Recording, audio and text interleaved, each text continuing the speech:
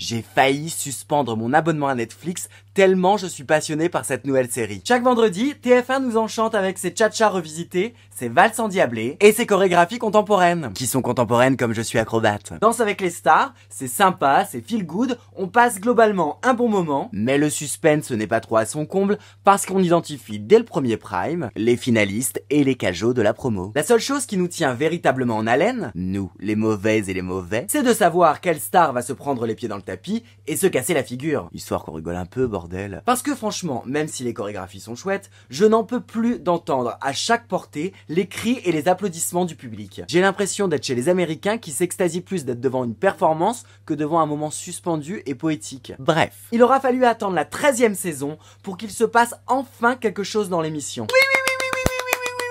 Parce que cette année, c'est la guerre chez les stars. Et vas-y que ça se bastonne à coups de petites salopes, de menaces de mort, de stories. Rien ne va plus entre Natacha Saint-Pierre et Inès Reg. Et on attend de savoir laquelle des deux va taper l'autre en premier. Nous, téléspectateurs qui avons grandi dans les années 90-2000. Parce que c'était ça, les émissions de télé-réalité. Ou de télécrochet, appelez ça comme vous voulez. Du sexe, des bastons et une cagnotte pour le grand gagnant. Alors que depuis quelques mois, TF1 nous arrose de wokisme avec les bénis oui-oui de la Starac, qui font des cœurs avec leurs mains à tout bout de champ. On n'en peut plus des puceaux mielleux. Incapables de forniquer au château et de nous divertir un peu, bordel. Franchement, merci Danse avec les stars de nous offrir un peu d'action et de nous montrer que les stars s'entendent aussi bien que Monique et Jennifer du service compta. Par contre, Natacha et Inès, si vous voulez prétendre au statut de danseuse, il va falloir revoir quelques bases. Évidemment que nous danseurs, on est des vrais bitches, mais c'est moins frontal et beaucoup plus subtil. Chez nous, tout se passe dans le regard. On se toise, on se regarde de la tête aux pieds. Dans les salles de casting, les filles rient fort, bougent les cheveux, et c'est tir.